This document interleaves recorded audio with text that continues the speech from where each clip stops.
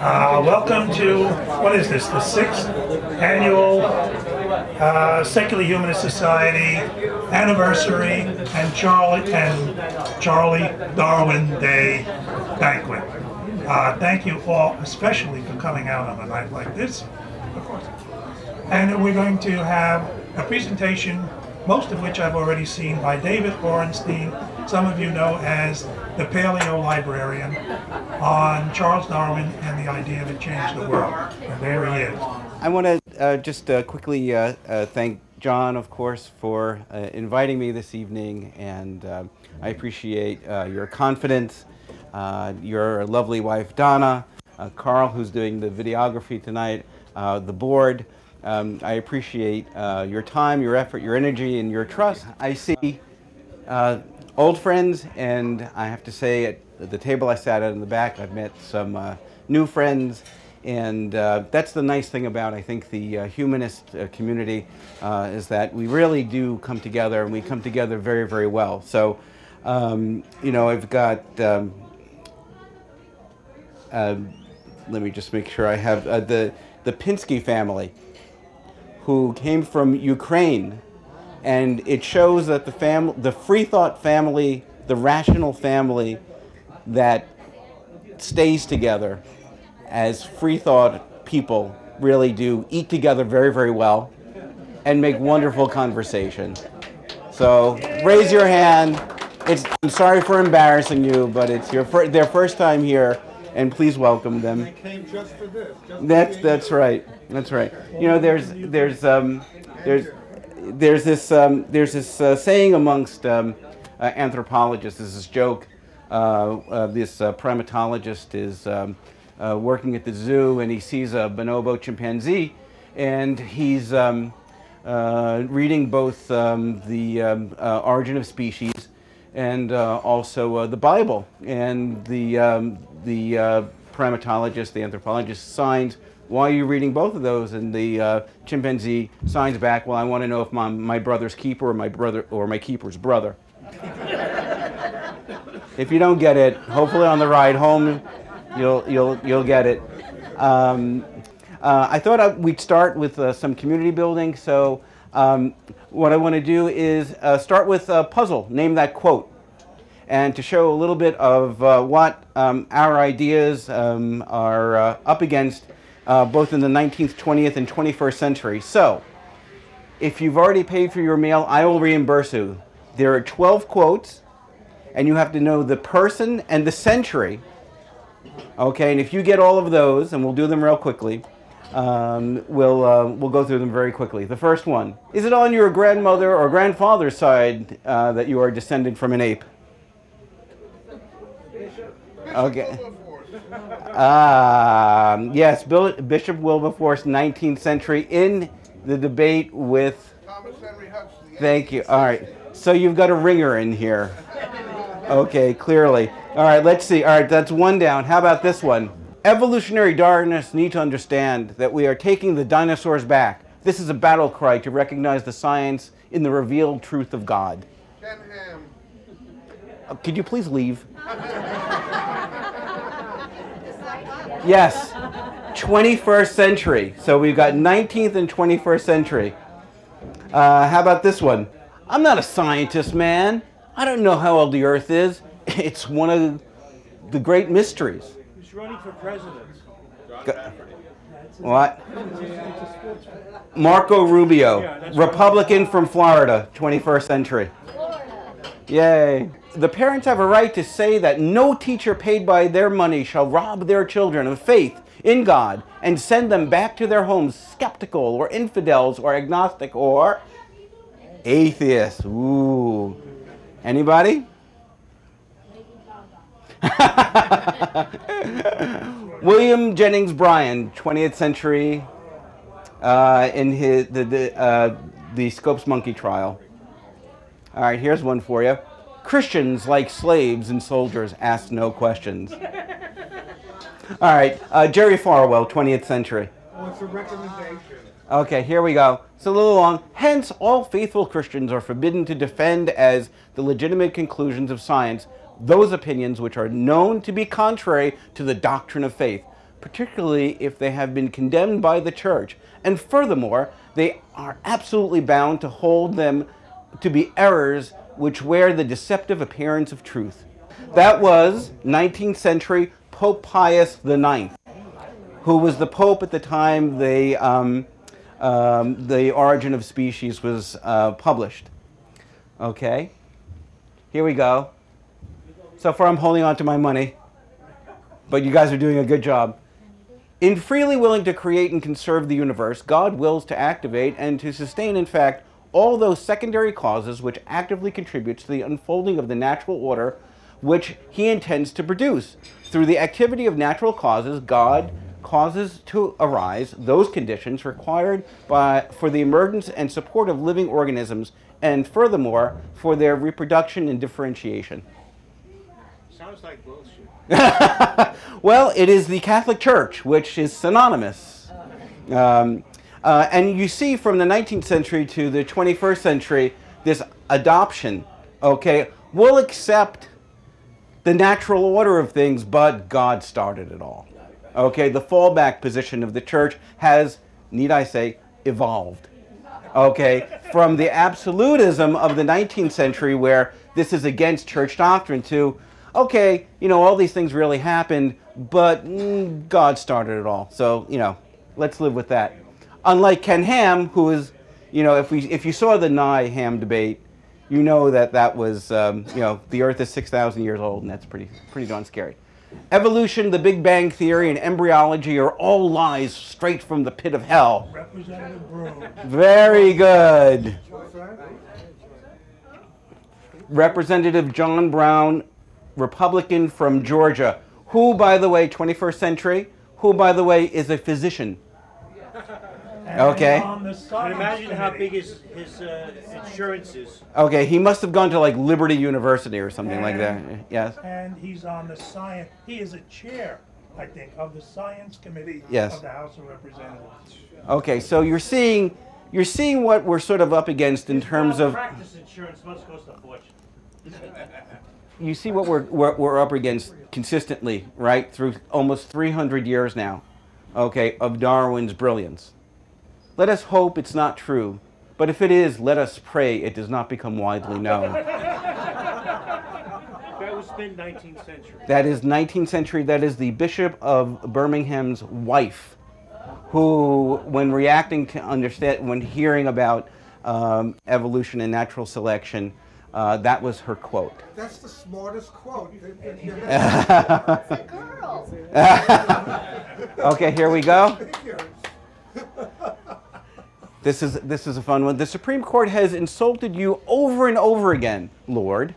They've taken your Bible away from the schools. They've forbidden little children to pray. They've taken the knowledge of God as best they can. And organizations have come into court to take the knowledge of God out of the public square of America. That's Pat Robertson, 20th century. Okay. Believing in evolution is believing in the unproved, while believing in Christ is believing in the proven. The psych ward in Bellevue? That is the late Edwin Lewis Cole, 20th century preacher, who's not an evangelical, but you see this throughout all of faith. And one of my favorites, evolution is unobservable. It's based on blind faith and a few dry bones on unreliable dating systems in which the gullible trust. Are you all gullible? You all consider yourself gullible? Yeah, you all look pretty gullible. Yeah, okay. Kids should be allowed to make up their own minds, right? Teach the controversy where there is none, okay? About this issue and not be censored.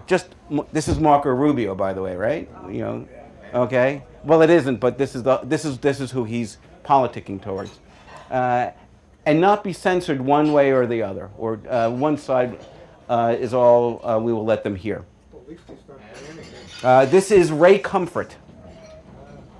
Okay, you may know the political. He's an evangelical minister. He's written a couple of books. When the presidential debates were going on, I believe he moderated one or two of them. Do we remember? Okay, yeah, we probably have this anemic reaction to most people of the faith who are rejectionists of natural selection, things like that. But He's considered, if you're running for major political office, the guy to know to sway certain elements of the voting public. But you know, I think we in the secular non-faith world tend to have a relatively good sense of humor and self-deprecation about ourselves, who we are, understanding, of course, that we can laugh at ourselves, basically. So if you see this, and it might be hard to read, on the bottom, this is a Gary Larson cartoon from a little while ago. It says, the real reasons the dinosaurs became extinct, and if you notice, they're all smoking. Okay? Now, I don't think anyone in this room is going to create a fatwa, right? No one is so insulted where they're going to put death threats against Gary Larson for doing something like this. In fact, we all sort of get the joke, okay? But what is very chilling is something like this. Okay, this is a photograph from the internet, from the Creation Museum, where you see this lovely child and a Velociraptor, and they're just sort of hanging out together. You know, it's factually untrue, geologically untrue. Yeah, hold on. Okay, and just really a work of fiction. And that kid wouldn't last 2 seconds with one of them. And, you know, if you accept, as I like to say and as I like to teach, if you accept this view of natural selection and evolution, then really you're doing what I call Flintstone science. Okay? Because if you notice, now Hanna-Barbera, I love them. I grew up with the Flintstones in the 60s. I'm a child of the 60s. And I loved the Flintstones, but I never saw it as science. I don't know if any of you ever did. Yes? Now, I knew a woman, a graduate of one of the Seven Sisters colleges, who told my first wife that when my first wife asked her, why do you watch the Flintstones? You really watch the Flintstones? She said, well, I'd just like to see how they did things back in those days. Okay, so someone who clearly follows the Ken Ham approach to the natural world.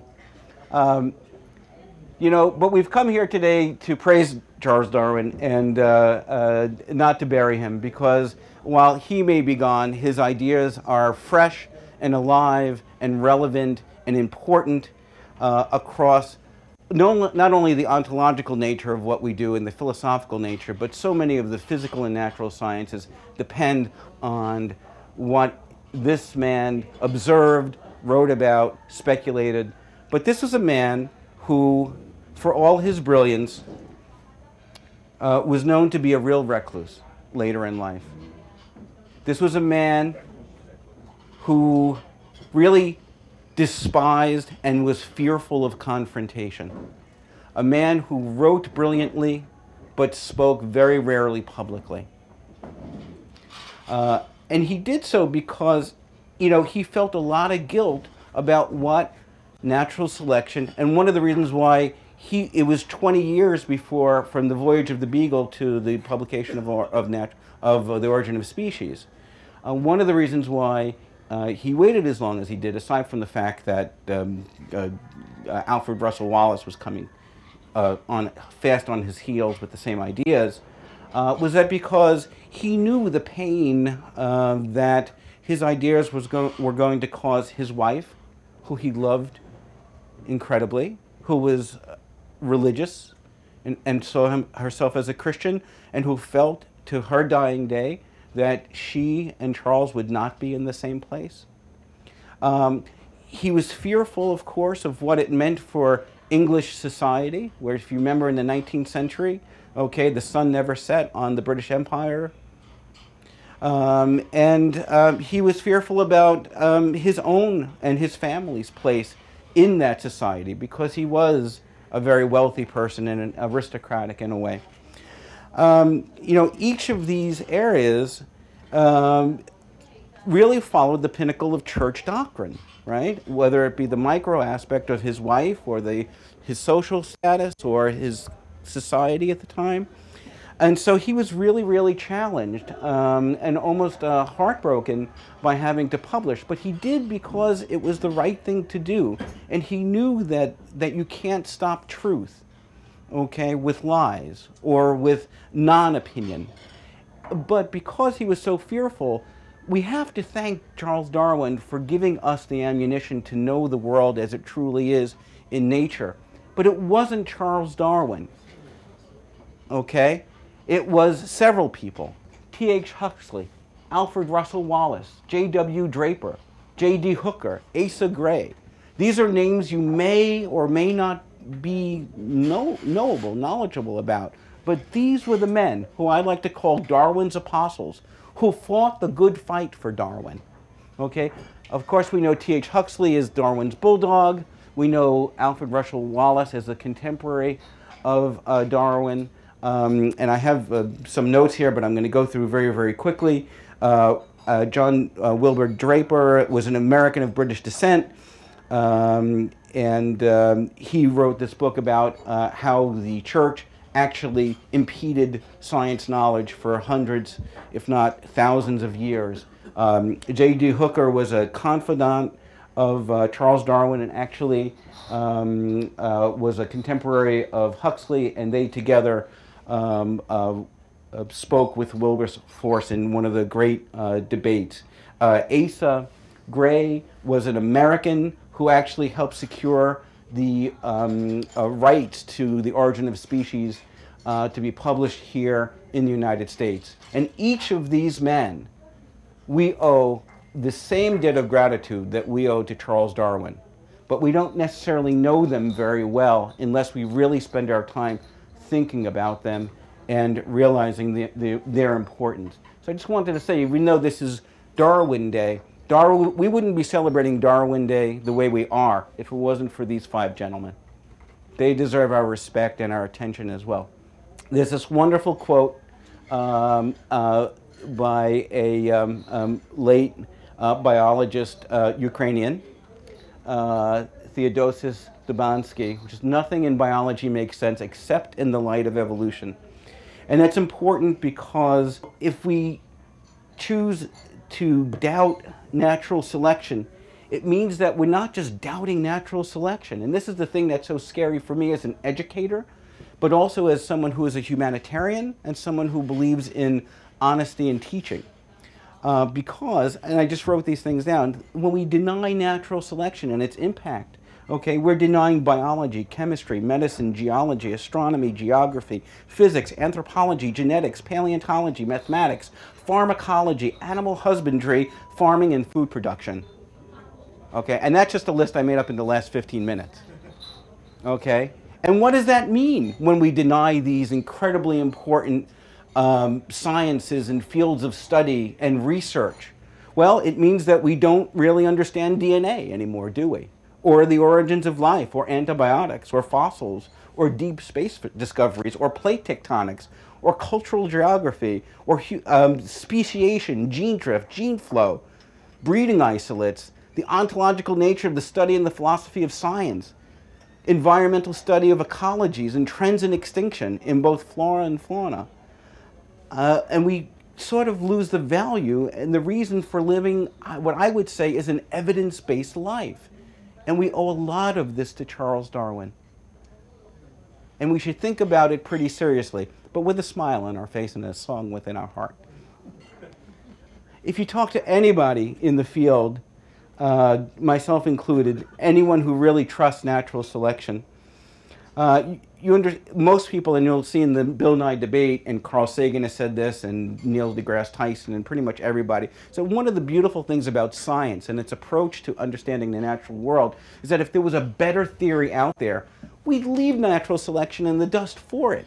Because if it's one thing that science does, which is actually really, really healthy, is that it's a self-correcting set of ideas. Okay? It doesn't have to all be stuffed into 6,000 years of history to fit into the box of the New Testament.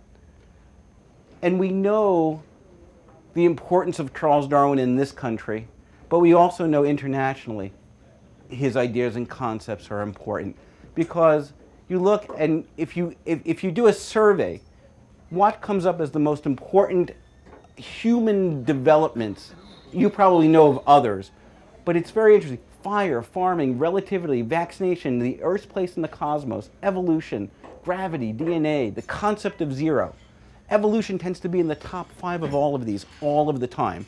Maybe not in like Georgia and Florida, okay, or Kansas, but sure as heck in New York City, and in a lot of other places. And you know, Charles Darwin himself is one of the top 10 personalities, scientists, when people of knowledge talk about the people who really changed or challenged human history. Charles Darwin is one of the people who we tend to see. And it's not just us, and even those in, let's say, the academia or the scientific communities, as most recently Time magazine did a study, or did a survey, excuse me, and said, okay, top 100 people. And you see Charles Darwin comes in at number 12. But I did my own little research, and I said, well, let's take out the religious, the fascists, and the conquerors, which they're all simultaneously the same as far as I'm concerned. And you see that Charles Darwin actually comes in as number 6. And what's interesting is that of all the scientists that made the Time magazine list, you've got Albert Einstein coming in 19, Isaac Newton 21, Da Vinci 29, Benjamin Franklin 35, Thomas Edison 40, Galileo 49, Copernicus 74, Tesla 93. So even amongst his peers, even amongst those who we trust their science as related to their speciality, we find that Darwin comes in at number 12. I think Darwin deserves a pretty big hand. So when we say we're celebrating Darwin Day, we're really celebrating not just the popularity of the man, but the popularity of the brilliance of the observation and the ideas. But of course, we have what I would call made in America ignorance. Not in this room, present company excluded.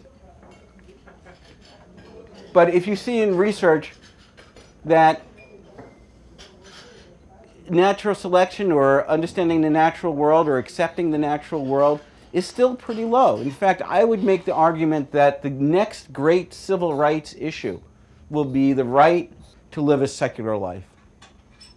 That we've gone through the civil rights movement, we've gone for the most part through the women's movement, women's suffrage, labor rights.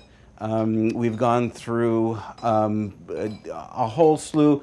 Now we've LGBT rights, and I think that the next civil rights movement is going to be the secular rights movement. And I think that we all will play a part in that. And I think that Darwin plays a big part in that as well. So you see, and you may have already seen this, so I won't bore you with it, and I know we're pressed for time, that 100% acceptance of the Bible as the natural order of things is remain pretty flat. The nice thing about this, of course, is it shows that if you accept evolution in this country, you're on the upswing here from 9 to about 15%. Very, very important. But another slide which is really interesting, you know, those people who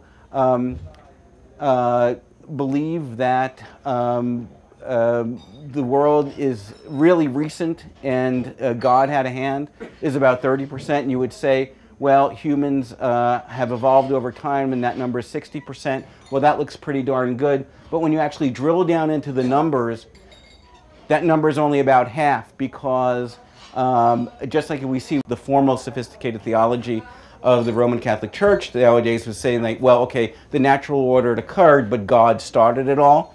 That part, a big chunk of that 60% is that group. So the number of people who just accept natural selection and the natural world is still really a minority opinion in this country. And we see it in here too. Is evolution true, not sure, or is it completely false?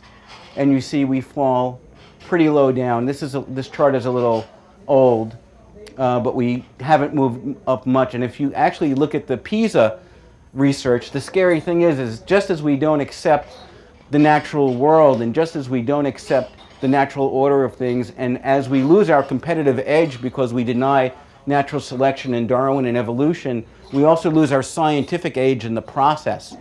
And if you look at the PISA results, okay, of students from around the world, you find that the United States has fallen to about 20, 24, 26 in science and in mathematics.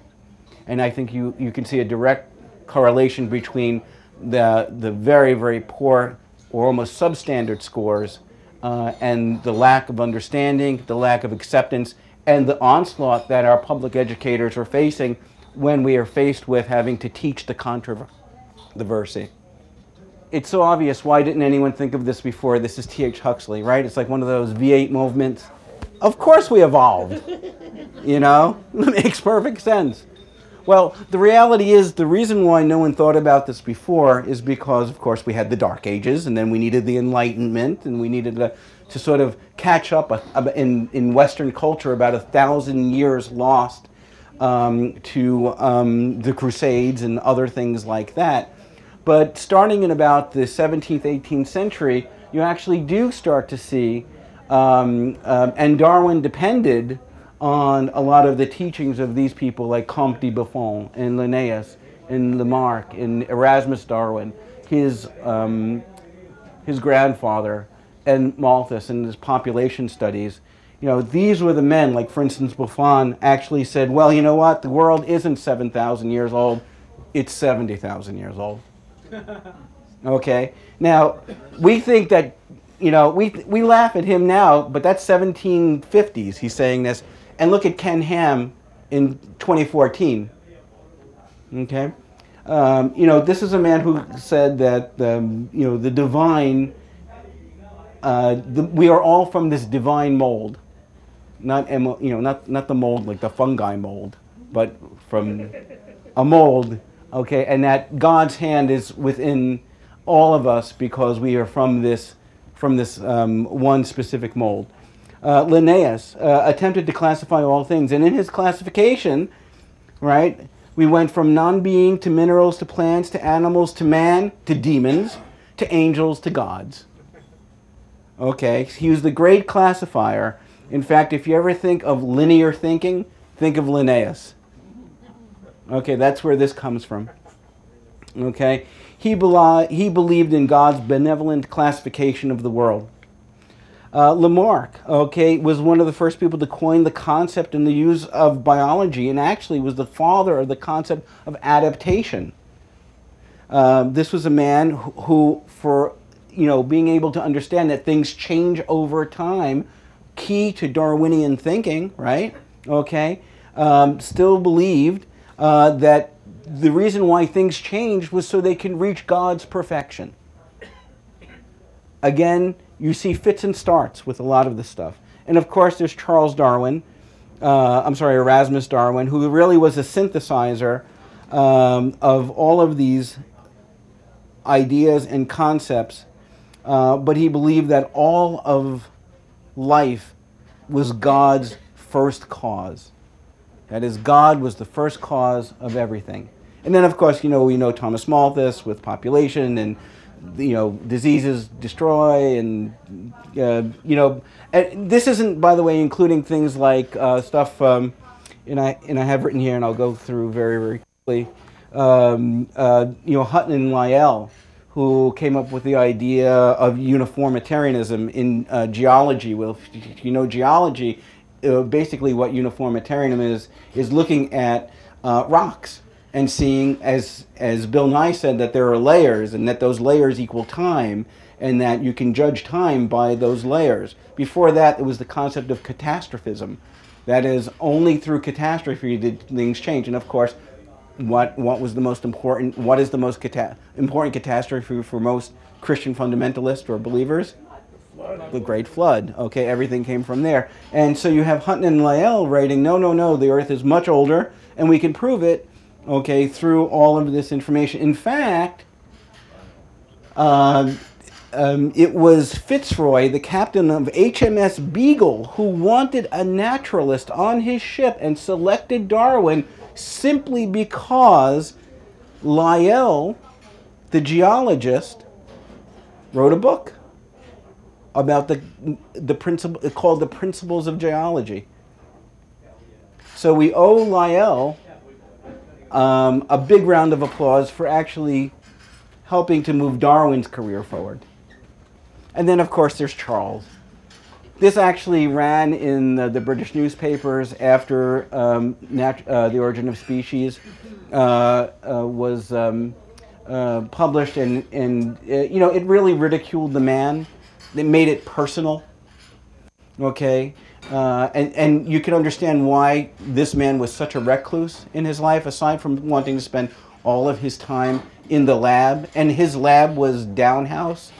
You know, he spent 15 years cataloging mollusks. You know, this is how this guy worked. He operated. You know, this is a man who, in early life, you would think, you know, the two choices that most British aristocrats had in the 19th century was you either became a theologian or you became a doctor, and he failed at both of those things. What can I say? He married his cousin. Do you all know that? Okay. Wedgwood. Yeah, yeah. And actually, he was very close to all his children, but especially Annie, who died at 9.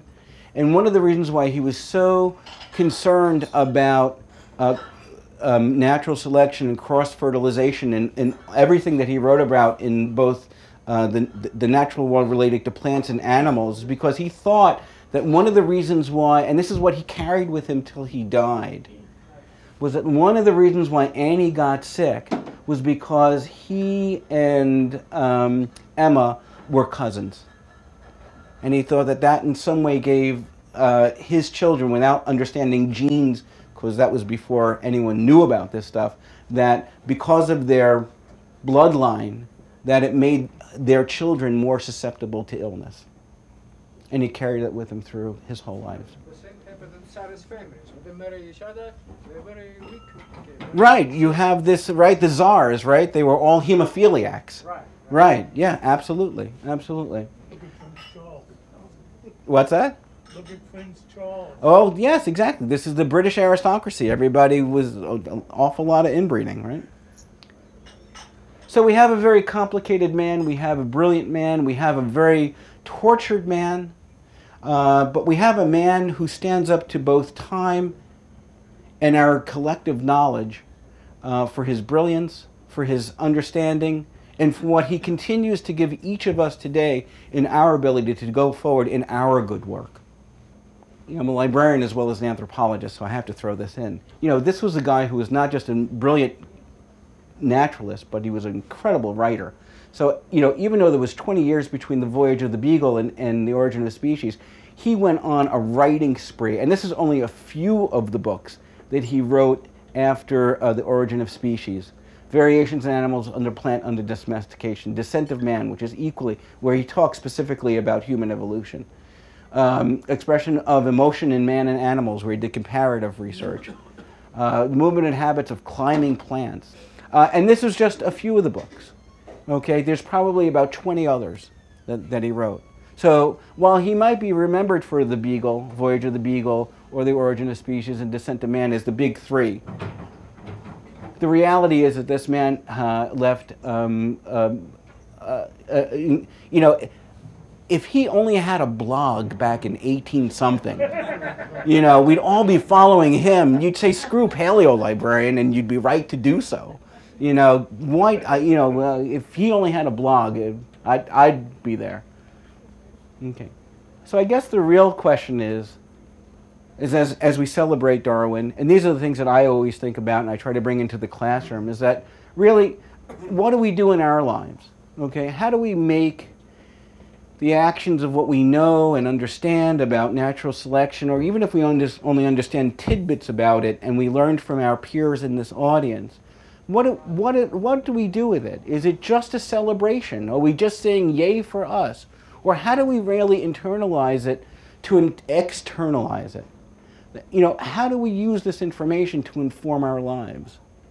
And I ask you, does anyone have an insight that they want to share? Yes? I was very impressed with the BBC movie Creation, which you showed us some time ago. Mm-hmm, mm-hmm. Very impressed, and I'd be interested in knowing if you wanted to get some single movie out there, some single presentation out there to inform school children of evolution, would you find a better one than that one? Or did you find that one? That's very good. National. Monkey process is much the best. What's that? Monkey process in the United States, 1930s. 19. Okay, I'm not familiar with it, but I'll look it up. But anybody else? Okay, you don't have to share now. That's okay.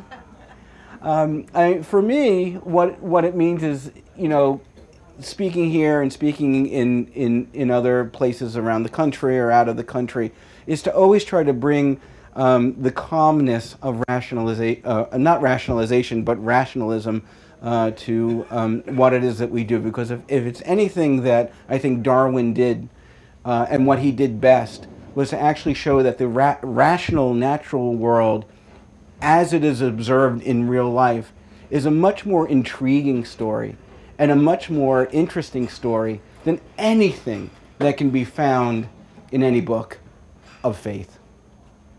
That it is reason and rationality that makes so much more sense, that is so much more beautiful. And you know, Carl Sagan said it best when he said, if you want to make an apple pie from scratch, you have to start with the universe. And it's brilliant. And this is the same thing that Darwin really talked about when you know, as the foundational information regarding natural selection. That is, we are all starting from the same place. In the end, we all either become food or fossils. Okay? Or both, right. Yes, go ahead. All right. Yes. When I hear people speaking about miracles, this miracle happened, that miracle, nobody thinks that life is a miracle. That living a rational life is based on rational principles. The idea that living a rationally based life, okay, is probably the best way, the most honest way we could live, right? Because it doesn't require hope, it doesn't require prayer, it doesn't require correlation without causation, you know, or causation without correlation. Since we don't know how life originated, really, and if we trying to find out, it's still miraculous.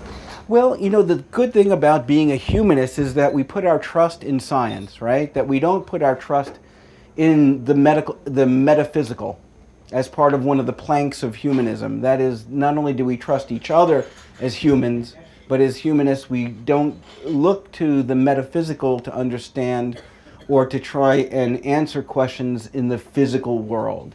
And I think that's also something that we can attribute directly to Darwin, directly to his writing, and to the importance of his writing. Yes? Well, from what I gather about Darwin is that he was a modest scientist. He was a guy that spent years writing a book on barnacles. Right. And yet, unwittingly, he was became one of the foremost philosophers of the last 200 years. Yes, thank you. Right. Larry, it's a very well stated point, and thank you, because I think you're spot on. So I'm going to sort of end here and just do one shameless bit of advertising. This is the book that's coming out that I'm writing. It's called Atheists in Their Own Words, How Non-Believers Make the World Safer, Richer, and Kinder, coming to bookstores in September.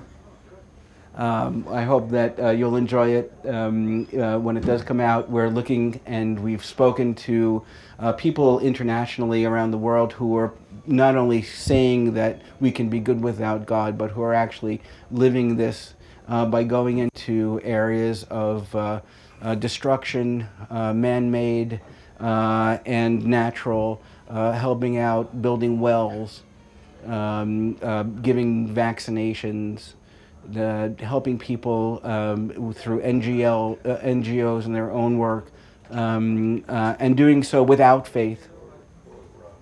Okay, and showing that we can be good without God. In fact, it's a better way to be in this world, as a matter of fact. So some very important folks are in it, and I hope you'll like it. It's coming out through the Humanist Press.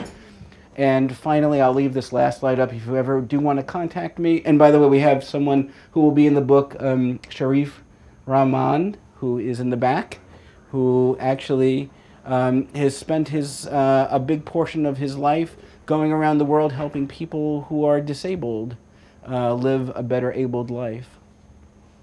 And doing so, yes, doing it nationally and internationally. Sharif, stand up. Oh, yes. Introduce yourself. Yeah. One of the founding member of United Secular American Center for the Disabled and Elderly.